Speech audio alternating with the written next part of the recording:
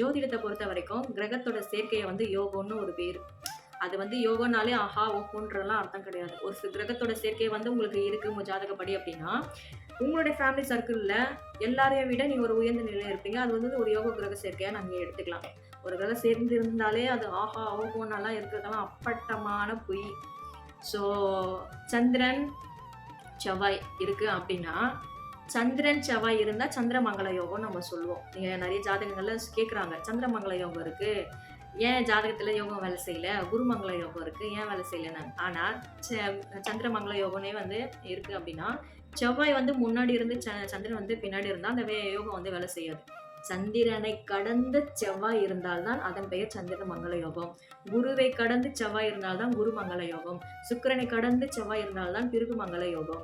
So அப்படி இருக்கும் பொழுது மட்டும்தான் அந்த யோகங்கள் எல்லாம் வேலை செய்யும். அந்த கிரக சேர்க்கையை பார்த்துட்டு சில பேர் வந்து இந்த கிரக சேர்க்கை இருக்கு ஆனா வேலை செய்யலன்னு சொல்லி கேட்பாங்க. அதுக்கான ரீசன் என்னன்னா இதுதான்.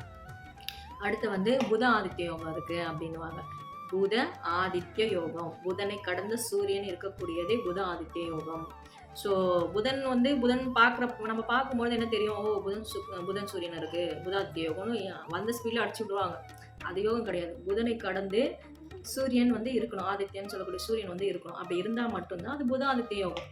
ஸோ புதனை கடந்து சூரியன் தான் அப்போ அவங்களுக்கு ஆபீஸாக வந்து நிறைய கற்பனையில் கவிதை எழுதுறது, நிறைய விஷயங்கள் வந்து மைண்ட் ஒர்க் அதிகமாக இருக்கும். ஸோ இது எல்லாமே வந்து தரக்கூடியது தான் நவகிரகத்தின் சேர்க்கை. அதை வந்து யோகன்ற பேரில் ஜோதிடத்தில் வந்து குறிப்பிட்டோம். ஸோ சில யோகங்கள் வேலை செய்யணும்னா அதற்கான தசாபுத்தி காலங்கள் வர வேண்டும். தசாபுத்தியெல்லாம் வராமல் எந்த தோஷமும் வேலை செய்யாது, எந்த யோகமும் வேலை செய்யாது. உங்களுக்கு சம்பவம் நடக்கணும்னா அதுக்கு மெயினான காரணம் கர்த்தாவே தசாபுத்தி தான்.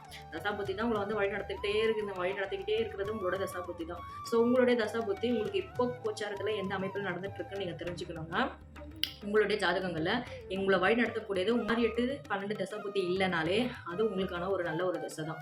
ஸோ இது போன்ற நிறைய விஷயங்கள் வந்து ஜோதிடத்தில் உண்டு. இது போன்ற நிறைய தகவல்கள் நீங்கள் தெரிஞ்சுக்கணும்னா என்னோட சேனலை வந்து சப்ஸ்கிரைப் பண்ணிக்கோங்க. ஃபாலோ பண்ணுறவங்க ஃபாலோ பண்ணிக்கோங்க. ஃபேஸ்புக்கு, இன்ஸ்டா, யூடியூப்லலாம் என்னோட வீடியோஸ் இருக்கும். ஸோ நன்றி, வணக்கம், வாழ்க நலம், ஓம் சிவாய நமः.